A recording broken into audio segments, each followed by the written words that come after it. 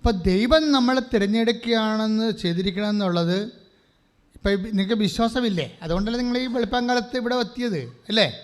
അപ്പോഴേ ദൈവം നിങ്ങളെ ഈ വിശ്വാസം കൊണ്ട് തന്നെയാണ് തിരഞ്ഞെടുപ്പ് തീരുമാനിക്കുന്നത്. യേശുക്രിസ്തുവിലുള്ള വിശ്വാസം കൊണ്ട് തന്നെയാണ്. അത് പിന്നെ ഏറെയും കുറഞ്ഞിരിക്കുമല്ലേ ആൾക്കാർക്ക്, അത് കൂടി വരും, ചിലപ്പോൾ കുറഞ്ഞു പോകും. അത് ആൾക്കാർ അവരോട് നൽകപ്പെട്ടിരിക്കുന്ന കാലത്തോട് വിശ്വാസവിഹിതമായിട്ട് പ്രതികരിക്കുന്നതനുസരിച്ചുള്ള മെറിറ്റാണ് അതിൻ്റെ അകത്തുള്ളത്. ചിലർക്ക് വിശ്വാസം കൂടിക്കൊണ്ടേയിരിക്കും. ഇപ്പോൾ എന്താ വിഷയമെന്ന് പറഞ്ഞത്, ഒരു കാര്യം വ്യക്തമാണ്, ആർക്കും ദൈവത്തെ തിരഞ്ഞെടുക്കാൻ പറ്റത്തില്ല. പിന്നെന്താണ്? അതാണ് യോഹന്നാൻ 15:16, നിങ്ങൾ എന്നെ തിരഞ്ഞെടുക്കുകയല്ല, പറഞ്ഞേ, നിങ്ങൾ എന്നെ തിരഞ്ഞെടുക്കുകയല്ല, ഞാൻ നിങ്ങളെ തിരഞ്ഞെടുക്കുകയാണ്, ഞാൻ നിങ്ങളെ തിരഞ്ഞെടുക്കുകയാണ് ചെയ്തത്. ഇത് എപ്പോഴും മനസ്സിലാക്കണം. നിങ്ങൾക്ക് വിശ്വാസം ഉണ്ടെങ്കിൽ കർത്താവ് നിങ്ങളുടെ മനസ്സ് നിങ്ങളോട് പറയണം, എന്നെ ദൈവം തിരഞ്ഞെടുത്താണ് വിശ്വാസം വഴി. മനസ്സിലായില്ലേ? വിശ്വാസം വഴി ദൈവം എന്നെ തിരഞ്ഞെടുത്തതാണ്. ചിലപ്പോൾ വിശ്വാസമുള്ള കുടുംബത്തിൽ ജനിച്ച ആളല്ലായിരിക്കും ചിലപ്പോൾ നീ, പക്ഷേ ഇപ്പം നീ ഇവിടെയുണ്ട്. അപ്പോൾ ദൈവം നിന്നെ തിരഞ്ഞെടുത്ത് കൈയടിച്ച് കർത്താവ് ഞങ്ങളെ തിരഞ്ഞെടുത്ത് ഈ ആലയത്തിലേക്ക് വിളിച്ച അവിടുത്തെ വലിയ സ്നേഹത്തിന് നന്ദി പറയുന്നു.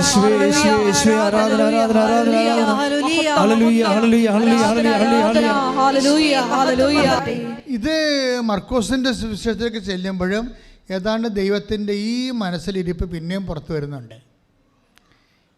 വചനമെന്ന് പറഞ്ഞാൽ എന്താണ്? ദൈവത്തിൻ്റെ മനസ്സിലിരിപ്പാണ്. ഇപ്പം നമ്മുടെ വാക്ക് നമ്മൾ മിണ്ടാതിരുന്നാൽ ആൾക്കാരെന്താ പറയുക, നീ എന്താ മിണ്ടാത്തത്, നിൻ്റെ മനസ്സിലിരിപ്പ് എന്താണെന്ന് അറിയട്ടെന്ന് പറയത്തില്ലേ? അല്ലേ?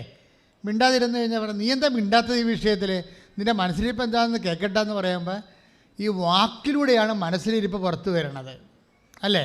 ഇപ്പം ദൈവവചനം എന്ന് പറയുന്നത് എന്താണ്? ദൈവത്തിൻ്റെ വാക്കാണ്. ദൈവത്തിൻ്റെ വാക്കെന്ന് പറയുന്നത് എന്താണ്? ദൈവത്തിൻ്റെ മനസ്സിലിരിപ്പാണ്. ഉറപ്പല്ലേ? അല്ലേ? അപ്പോൾ ദൈവത്തിൻ്റെ മനസ്സിലിരിപ്പ് എന്താണ്? തിരഞ്ഞെടുപ്പിനെക്കുറിച്ച് വീണ്ടും ഇത് തന്നെ ആവർത്തിക്കുന്നുണ്ട്. മർക്കോസ് ഈ യോഹന്നാൻ്റെ 15:16 അവിടുന്ന് തനിക്ക് ഇഷ്ടപ്പെട്ടവരെ തൻ്റെ അടുക്കലേക്ക് വിളിച്ചുവെന്ന് മർക്കോസ് 13, അതായത് 3:13 പറയാം. വായിച്ചോളൂ, ശ്രദ്ധിക്കട്ടെ. ഹല്ലേലൂയ, ഹല്ലേലൂയ, ഹല്ലേലൂയ, ഹല്ലേലൂയ. മർക്കോസ് 3:13. പിന്നെ അവൻ മലമുകളിലേക്ക് കയറി തനിക്ക് ഇഷ്ടമുള്ളവരെ അടുത്തേക്ക് വിളിച്ചു. അവർ അവന്റെ സമീപത്തേക്ക് ചെന്നു. ഇത് രണ്ട് ലിങ്കാണ് ഈ വചനങ്ങൾ. ദൈവം ഈ തിരഞ്ഞെടുക്കുന്നത് ആരെയാണ്? ഇപ്പം നിങ്ങളെ എന്നെ തിരഞ്ഞെടുക്കുകയല്ല, ഞാൻ നിങ്ങളെ തിരഞ്ഞെടുക്കുകയാണ് ചെയ്തതെന്ന് പറയുമ്പോൾ ദൈവമാണ് തിരഞ്ഞെടുത്തത്. തിരഞ്ഞെടുപ്പിൻ്റെ കാരണം എന്താണ്? അവൻ നമ്മളെ ഇഷ്ടപ്പെടുന്നു. എന്തെങ്കിലും ഒരു പ്രത്യേക ക്വാളിറ്റി ഉണ്ടാകും നിങ്ങളിൽ, അതാണ് വിഷയം. നിങ്ങളിൽ എന്തോ ഒരു ക്വാളിറ്റി ഉണ്ട് ദൈവത്തിന് ഇഷ്ടപ്പെട്ട. ചിലർ ബ്യൂട്ടി സ്പോട്ട് എന്നൊക്കെ പറയത്തില്ലേ? നിങ്ങളുടെ ആത്മാവിന് എന്തോ ഒരു ബ്യൂട്ടി സ്പോട്ട് ദൈവത്തിന് ഇഷ്ടപ്പെട്ടതുണ്ട്. അത് ഇഷ്ടപ്പെട്ടിട്ടാണ് ദൈവം നിങ്ങളെ തിരഞ്ഞെടുത്തിരിക്കുന്നത്. വ്യക്തമാണ് വചനം 15:16, നിങ്ങൾ എന്നെ തിരഞ്ഞെടുക്കുകയല്ല, ഞാൻ നിങ്ങളെ തിരഞ്ഞെടുക്കുകയാണ് ചെയ്തത്. വ്യക്തമാണ് വചനം. മർക്കോസ് 13:13 എന്താണ്? അവിടുന്ന് തനിക്കിഷ്ടപ്പെട്ടവരെ തൻ്റെ അടുക്കിലേക്ക് വിളിച്ചു. അപ്പോൾ അടുക്കിലേക്ക് വിളിച്ചിട്ടുള്ള എല്ലാവരും ദൈവത്തിന് ഇഷ്ടപ്പെട്ടതാണ്. ദൈവത്തിന് ഇഷ്ടപ്പെട്ടത് കൊണ്ടാണ് ദൈവം തിരഞ്ഞെടുത്തിരിക്കുന്നത്. അപ്പോൾ ഇനിയിപ്പോൾ നമ്മുടെ മുമ്പിലുള്ള ഒരു ബാധ്യതയെന്ന് പറഞ്ഞാൽ എന്താണ്? വിളിയും തിരഞ്ഞെടുപ്പും ഉറപ്പിക്കണം. അതാണ് നമ്മുടെ മുമ്പിലുള്ള ബാധ്യത. എന്താ? ദൈവത്തെ ഇഷ്ടപ്പെട്ടു, ദൈവം തിരിഞ്ഞു എടുത്തു, ദൈവം നമ്മളെ വിളിച്ചു. ഇനി നമ്മുടെ മുമ്പിലുള്ള ബാധ്യത എന്താണ്? 2 പത്രോസ് 1:10. ശ്രുതികട്ടെ. ഹല്ലേലൂയ, ഹല്ലേലൂയ, ഹല്ലേലൂയ, ഹല്ലേലൂയ, ഹല്ലേലൂയ, ഹല്ലേലൂയ, ഹല്ലേലൂയ. 2 പത്രോസ് 1:10. 2 പത്രോസ് 1:10.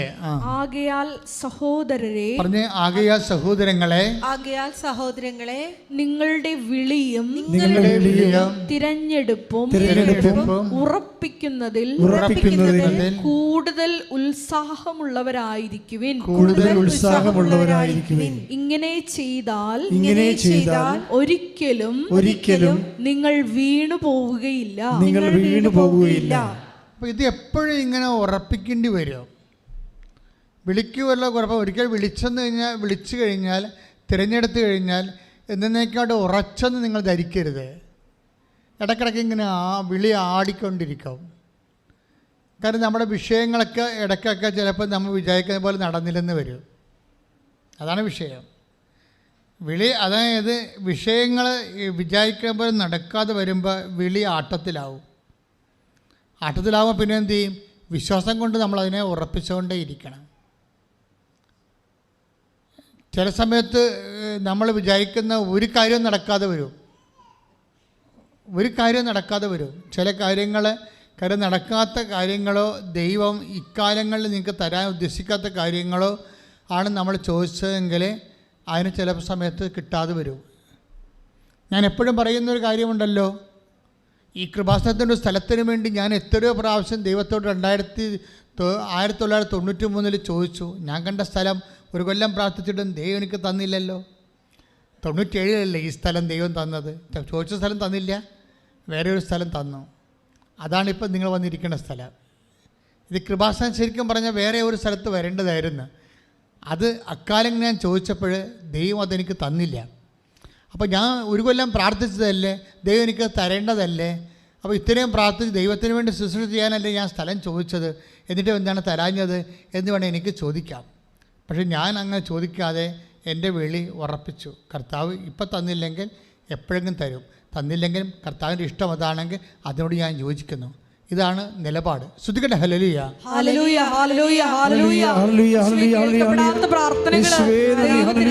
സമർപ്പണം ചെയ്തുകൊണ്ട് മുന്നേറുവാനുള്ള വലിയ അഭിഷേകം ഈ ധ്യാനത്തിൽ പങ്കെടുക്കുന്ന ഞങ്ങൾക്ക് ഓരോരുത്തർക്കും പ്രദാനം ചെയ്യണമേ. വിളിച്ചതെന്തിനാണ്? വായിച്ചോളൂ. ശ്രുതികട്ടെ. ഹല്ലേലൂയ. മർക്കോസ് 3:13 14 മുതലുള്ള തിരുവചനങ്ങൾ. തന്നോട് കൂടെ ആയിരിക്കുന്നതിനും പ്രസംഗിക്കാൻ അയക്കുന്നതിനും പിശാചുക്കളെ ബഹിഷ്കരിക്കാൻ അധികാരം നൽകുന്നതിനുമായി അവൻ 12 പേരെ നിയോഗിച്ചു. അതായത് എപ്പോഴും ഈശോ അടുത്തേക്ക് വിളിക്കുമ്പോൾ നിങ്ങൾ വിചാരിക്കരുത് എന്നും കൊന്നും പ്രാർത്ഥിച്ച് കർത്താവിൻ്റെ അടുത്ത് ഇരിക്കാനാണ് വിളിക്കണമെന്ന് വിചാരിക്കരുത്. അവിടെയാണ് വിഷയം വന്നത്. കർത്താവ് അടുത്തേക്ക് നമ്മളെ വിശ്വാസം കൊണ്ട് വിളിക്കുമ്പോൾ എപ്പോഴും നമ്മളെ അടുത്തുനിന്ന് പറഞ്ഞു വിടാൻ വേണ്ടിയാണ് വിളിക്കുന്നത്. മനസ്സിലായില്ലേ? നമ്മൾ അടുത്തേക്ക് വിളിക്കുമ്പോൾ എന്തിനാണ് വിളിക്കുന്നത്? അതായത് അവരെ പറഞ്ഞു വിടാൻ വേണ്ടിയാണ്. എങ്ങോട്ട് പറഞ്ഞു വിടണം? വിശ്വാസ കൈമാറ്റത്തിന് മറ്റുള്ളവരടുത്തേക്ക് പറഞ്ഞു വിടണം. ഈ ഉടമ്പടി ഇത്രയും കത്താൻ കാര്യം എന്താണ്? വിശ്വാസ കൈമാറ്റം ശക്തമായ രീതിയിൽ നടക്കുകയല്ലേ, അല്ലേ? ഇപ്പോൾ ആ കുഞ്ഞിൻ്റെ ടൈം ഷോർട്ട് ചെയ്ത് കൊടുത്തില്ലേ? 3 കൊല്ലത്തെ സമയം കുഞ്ഞിന് 4 വയസ്സുള്ള കുഞ്ഞിന് എന്തുകൊണ്ടാണ് ടൈം ഷോർട്ട് ചെയ്ത് കൊടുത്തിരിക്കണത്? ആ കുഞ്ഞ് ഒരു കീമോ കഴിഞ്ഞപ്പോൾ ഒരു ഓക്കെ കഴിഞ്ഞപ്പോൾ ആ 4 വയസ്സുകാരത്തി പത്രവും കൊണ്ട് നടന്ന് അവളുടെ ഫ്ലാറ്റിൽ എല്ലാവർക്കും കൊടുക്കുകയാണ്. ഈശോ അമ്മയുടെ പത്രമാണെന്ന് പറഞ്ഞു. 4 വയസ്സേ ഉള്ളൂ ആളിനെ. ആ കൃപാസനം പത്രത്തെ അവളുടെ താമസിക്കുന്ന ട്രീറ്റ്മെൻറ്റിന് വന്ന് താമസിക്കുന്ന ഫ്ലാറ്റിലെ ഓരോ മുറിയിലും കൊണ്ടുപോയി എല്ലാവരും കൊടുക്കും. എന്താണ്? ഈശോ അമ്മയുടെ പത്രമാണ്. അപ്പോൾ ദൈവത്തോട് ആ കുഞ്ഞ് കാണിച്ച സ്നേഹത്തിനാണ് അവർക്ക് ടൈം ഷോട്ടിങ് കൊടുക്കുന്നത്. നമുക്ക് എപ്പോഴും വിചാരിക്കണം 4 വയസ്സുള്ള കുഞ്ഞ് പോലും കർത്താവിനെ ഇങ്ങനെ പ്രഘോഷിക്കുകയാണ്. എപ്പോഴും നമ്മൾ വിചാരിക്കേണ്ടത് ദൈവം നമ്മളെ വിളിക്കണത് ദൈവത്തിൻ്റെ അടുത്തിരുന്ന് ജീവിതകാലം മുഴുവൻ പ്രാർത്ഥിക്കാനല്ല വിളിക്കണത്, പറഞ്ഞയക്കാൻ വേണ്ടി വിളിക്കുകയാണ്. പറഞ്ഞയക്കാൻ വേണ്ടി വിളിക്കുമ്പോൾ ആ ഒരു ബോധം നമുക്കുണ്ടാവണം. മേരി മാഗ്ഡലിനെ പോലെ ഈശോ വിളിച്ചത് നീ എൻ്റെ അടുത്തിങ്ങനെ നിൽക്കല്ലേ, എൻ്റെ ടൈം കഴിഞ്ഞു എന്ന് പറയും. നീ പോയി എൻ്റെ സഹോദരങ്ങളോട് ഞാൻ ജീവിച്ചിരിക്കുന്നു എന്ന് പറയും. അത് അടുത്ത് ആളെ പറഞ്ഞു വിടുകയാണ് ഉടനെ. ബൈബിളിൽ ഏറ്റവും ശക്തമായൊരു സംഭവമാണിത്. 16:20 ശ്രുതികട്ടെ. ഹല്ലേലൂയ, ഹല്ലേലൂയ, ഹല്ലേലൂയ, ഹല്ലേലൂയ, യേശുവേ നന്ദി, യേശുവേ സ്തുതി, ഹല്ലേലൂയ, ഹല്ലേലൂയ, ഹല്ലേലൂയ, ഹല്ലേലൂയ, ഹല്ലേലൂയ. യോഹന്നാൻ 20:16 യേശു അവളെ വിളിച്ചു. പറഞ്ഞു, യേശു അവളെ വിളിച്ചു. യേശു അവളെ വിളിച്ചു. മറിയം. മറിയം. അവൾ തിരിഞ്ഞ് റബ്ബോനി എന്ന് ഹെബ്രായ ഭാഷയിൽ വിളിച്ചു. ഹെബ്രായ ഭാഷയിൽ വിളിച്ചു. ഗുരു എന്നർത്ഥം. ഗുരു എന്നർത്ഥം. യേശു പറഞ്ഞു, നീ എന്നെ തടഞ്ഞു നിർത്താതിരിക്കുക. നീ എന്നെ തടഞ്ഞു നിർത്താതിരിക്കുക. എന്തെന്നാൽ ഞാൻ പിതാവിന്റെ അടുത്തേക്ക് ഇതുവരെയും കയറിയിട്ടില്ല. നീ എന്റെ സഹോദരന്മാരുടെ അടുത്ത് ചെന്ന് അവരോട് ഞാൻ എന്റെ പിതാവിന്റെയും നിങ്ങളുടെ പിതാവിന്റെയും എന്റെ ദൈവത്തിന്റെയും നിങ്ങളുടെ ദൈവത്തിന്റെയും അടുത്തേക്ക് ആരോഹണം ചെയ്യുന്നു എന്ന് പറയുക. മേരി മാഗ്ദലിനോട് പോലും ഈശോ എന്താ പറയണത്? നീ എൻ്റെ അടുത്ത് തന്നെ നിൽക്കാതെ വേഗം സ്ഥലം വിട്ട് പോകണം. എന്തിനാണ് നിന്നെ വിളിച്ചിരിക്കണത്? എന്തിനാണ്? സുവിശേഷം ആകാനും സുവിശേഷം ഏൽക്കാനും വേണ്ടിയാണ്. യേശുവിനെ രക്ഷാകര സംഭവം മറ്റുള്ളവരുടെ വീണ്ടെടുപ്പിന് വേണ്ടി കൈമാറാൻ വേണ്ടിയാണ്.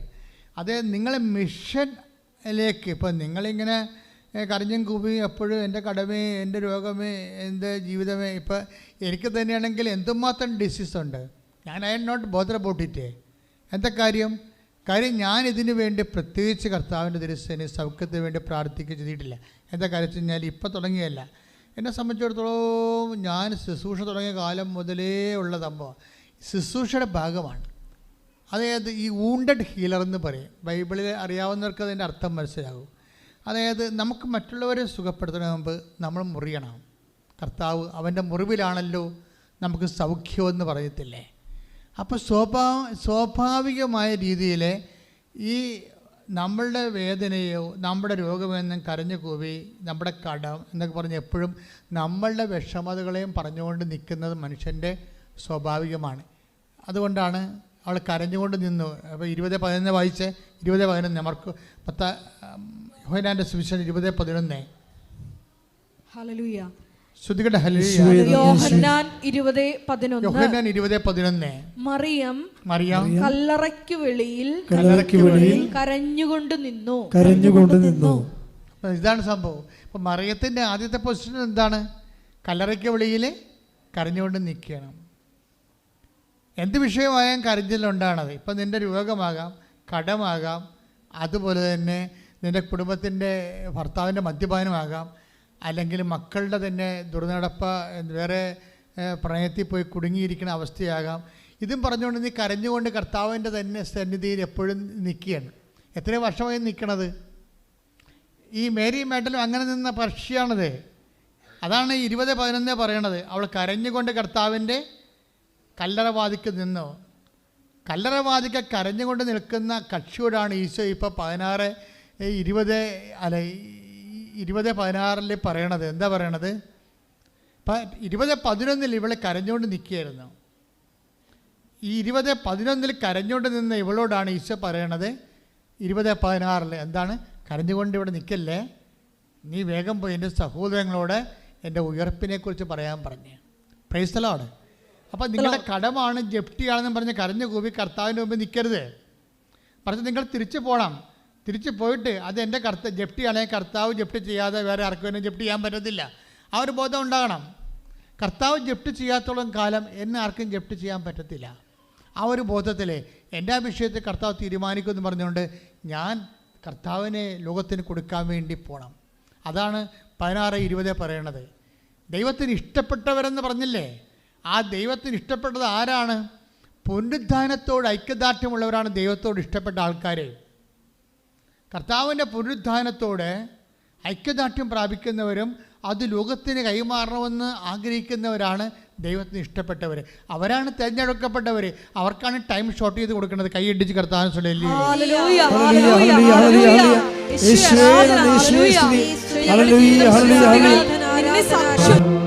എഴുന്നേൽക്കുക. എല്ലാവരും എഴുന്നേൽക്കുക.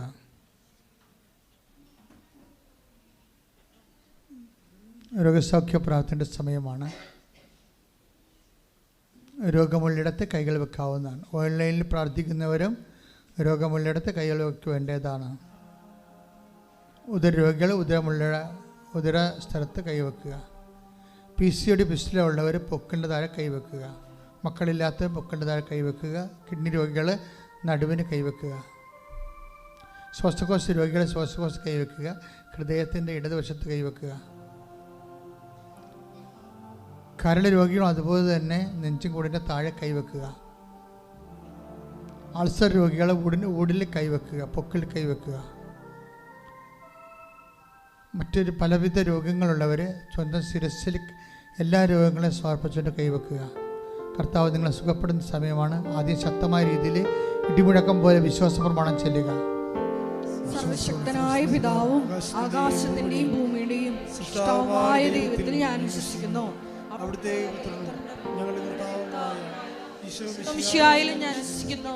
ഈ പുത്രൻ പരിശുദ്ധാത്മാവാൽ ഗർഭസ്ഥനായി കന്യകാമറിയത്തിൽ നിന്ന് പിറന്ന് പോന്തിയോസ് പീലാത്തോസിന്റെ കാലത്ത് പീഡകൾ സഹിച്ച് കുരിശിൽ തറയ്ക്കപ്പെട്ട് മരിച്ച് അടക്കപ്പെട്ട് പാതാളങ്ങളിൽ ഇറങ്ങി മരിച്ചവരുടെ ഇടയിൽ നിന്ന് മൂന്നാം നാൾ ഉയർത്ത് സ്വർഗത്തിലേക്ക് എഴുന്നള്ളി സർവശക്തിയുള്ള പിതാവായ ദൈവത്തിന്റെ വലത്തുഭാഗത്തിരിക്കുന്നു. അവിടെ നിന്ന് ജീവിക്കുന്നവരെയും മരിച്ചവരെയും വിധിക്കുവാൻ വരുമെന്നും ഞാൻ വിശ്വസിക്കുന്നു. പരിശുദ്ധാത്മാവിലും ഞാൻ വിശ്വസിക്കുന്നു.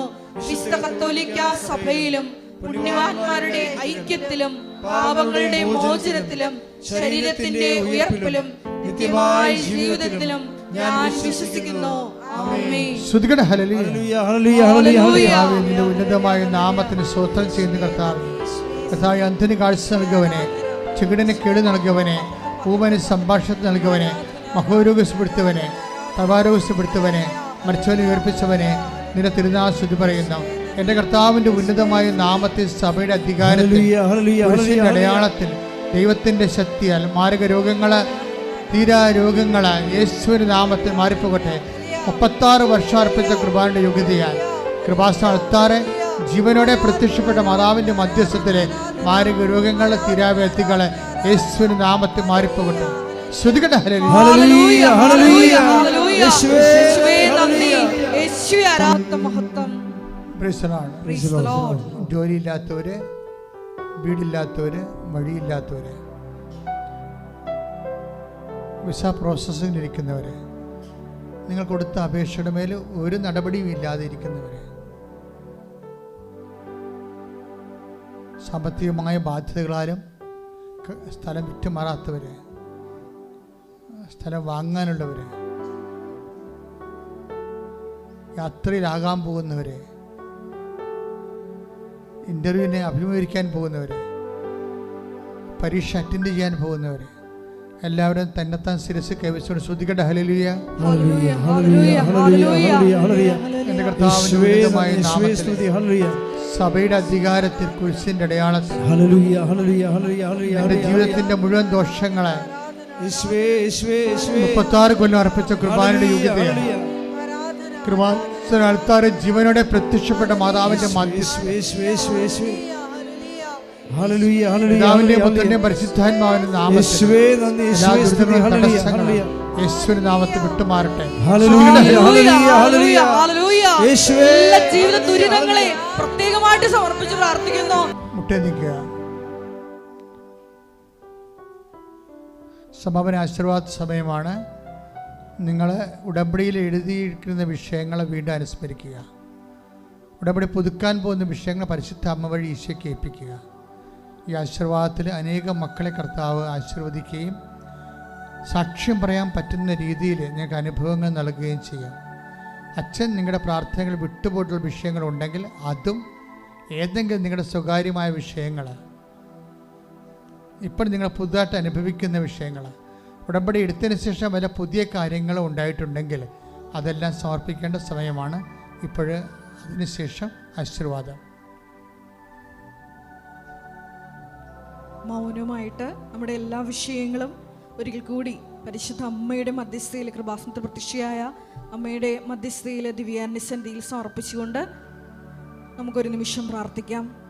ഉടമ്പടിയിൽ വച്ചിരിക്കുന്ന, ഉടമ്പടി പുതുക്കിയ വിഷയങ്ങൾ, ഉടമ്പടിയിൽ ഇതുവരെ നടക്കാത്ത വിഷയങ്ങളെല്ലാം നമുക്കൊരു നിമിഷം ദിവ്യകാരുണ്യ സന്നിധിയിൽ സമർപ്പിക്കാം. എത്രയും വേഗം പരിശുദ്ധ അമ്മയുടെ വലിയ ഇടപെടൽ വേണ്ട വിഷയങ്ങളുണ്ട്.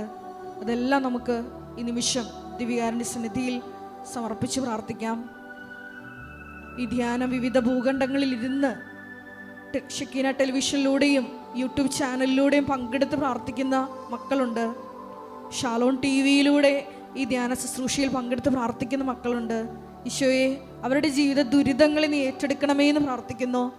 ഈ അൾത്താരയിൽ, ഈ സന്നിധിയിൽ വന്ന് സാക്ഷ്യം പറയുവാൻ ആ മക്കളെ നീ കൃപയാൽ അഭിഷേകം ചെയ്ത് ഉയർത്തണമേ എന്ന് പ്രാർത്ഥിക്കുന്നു. ഒരു നിമിഷം മൗനമായിട്ട് ബഹുമാനപ്പെട്ട ജോസഫ് അച്ഛൻ പറയാൻ വിട്ടുപോയിട്ടുള്ള എന്തെങ്കിലും വിഷയങ്ങൾ ഉണ്ടെങ്കിൽ, ജീവിത ദുരിതങ്ങൾ, നിങ്ങളിപ്പോൾ വിഷമിപ്പിക്കുന്ന ഭാരങ്ങളുണ്ടെങ്കിൽ ഈ ദിവ്യകാരുണ്യ സന്നിധിയിൽ ആശീർവാദത്തിന് മുമ്പ് നമുക്ക് ഇറക്കി വയ്ക്കാം. മൗനമായിട്ട് ഈശോയുടെ സന്നിധിയിൽ നമുക്കായിരിക്കാം.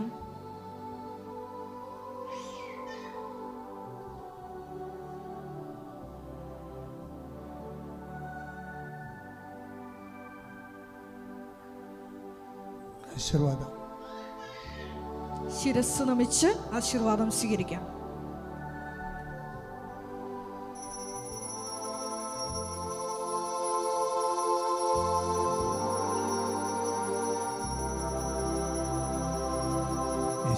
യേശുവേ സ്തുതി. ഹല്ലേലൂയ, ഹല്ലേലൂയ, ഹല്ലേലൂയ, ഹല്ലേലൂയ. യേശുവേ ആരാധന, ആരാധന, ആരാധന, ആരാധന, ആരാധന. യേശുവേ മഹത്വം, മഹത്വം, മഹത്വം, മഹത്വം, മഹത്വം. ഹല്ലേലൂയ, ഹല്ലേലൂയ, ഹല്ലേലൂയ, ഹല്ലേലൂയ, ഹല്ലേലൂയ. ഈശോയെ ആരാധന. പരിശുദ്ധ പരമമാ ദിവ്യകാരുണ്യമേ, എന്നുമെന്നും അങ്ങേയ്ക്കാരാധന. പരിശുദ്ധ പരമമാ ദിവ്യകാരുണ്യമേ, എന്നുമെന്നും അങ്ങേയ്ക്കാരാധന.